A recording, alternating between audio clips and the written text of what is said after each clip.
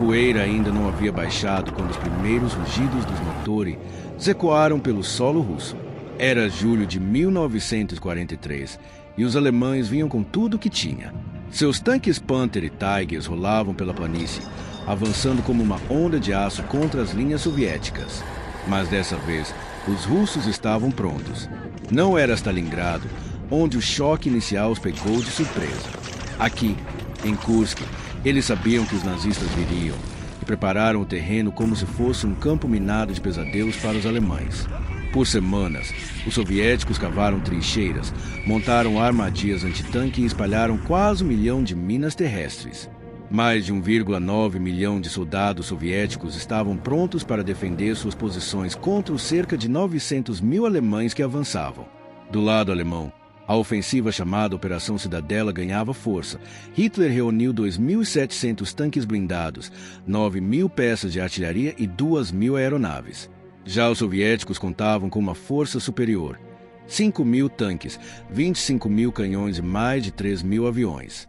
O comando soviético, liderado por generais como Zhukov, Rokossovski e Vatutin, organizou 3 linhas defensivas impenetráveis, reforçadas com bunkers, artilharia pesada e barreiras antitanque.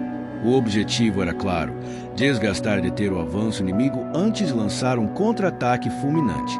Na madrugada fria do dia 5 de julho, pouco antes das 5 horas da manhã, os alemães iniciaram a ofensiva com uma barragem de artilharia seguida pelo avanço dos tanques. O ataque foi muito violento, mas os soviéticos já estavam alertas, pois haviam detectado preparativos alemães através de inteligência e deserções inimigas. As defesas bem estruturadas conseguiram atrasar a ofensiva, transformando o avanço alemão em um processo lento e doloroso. Durante os primeiros dias, os combates se intensificaram.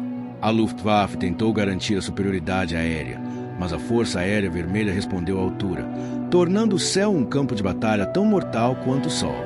A resistência soviética se mostrou eficaz.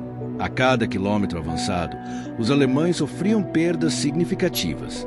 As trincheiras estavam repletas de atiradores de elite, unidades de metralhadora e artilharia antitanque. O uso de minas terrestres era extenso e os ataques alemães muitas vezes terminavam em pilhas de blindados destruídos. A moral dos soldados alemães começou a ser impactada pela dificuldade do avanço, enquanto os soviéticos se fortaleciam com a estratégia de guerra defensiva e contra-ataques localizados. No dia 12 de julho, ocorreu a Batalha de Prokhorovka, um dos momentos mais icônicos do confronto.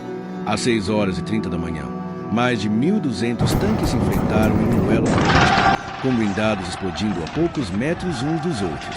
As formações alemãs tentaram romper as linhas soviéticas com ataques concentrados de suas divisões Panzer, mas encontraram uma resposta feroz dos T-34, que, apesar de menos avançados tecnologicamente, eram mais numerosos e tinham grande mobilidade.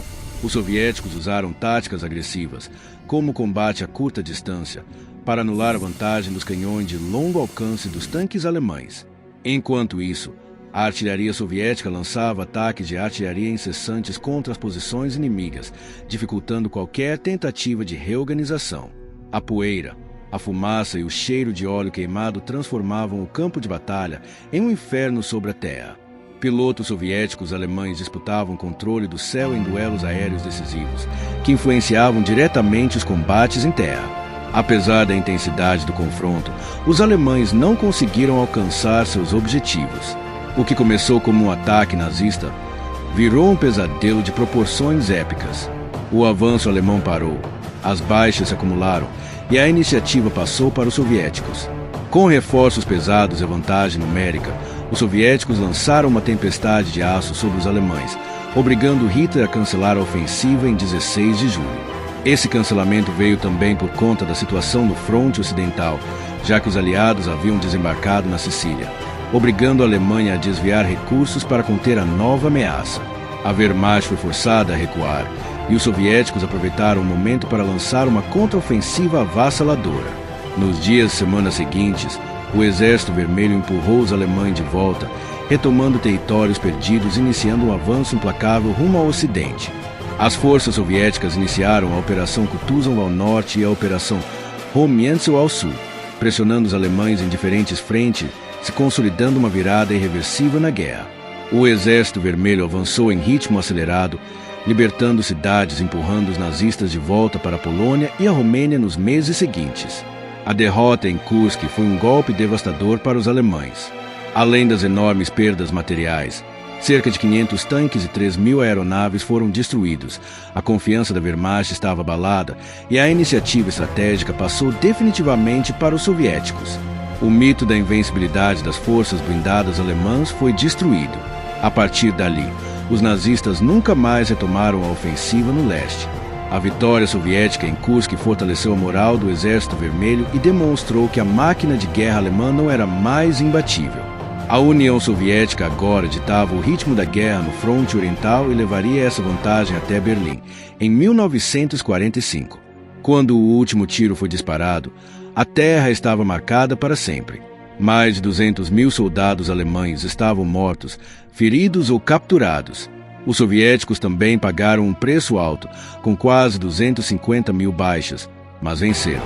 Kursk não foi apenas uma batalha, foi o ponto de virada de uma guerra que ainda queimaria por mais 2 anos. Mas ali, entre os tanques em chamas e os corpos espalhados pelo chão, a maré mudou para sempre, assim caminhando a guerra para o seu fim, que aconteceria em meados de 1945.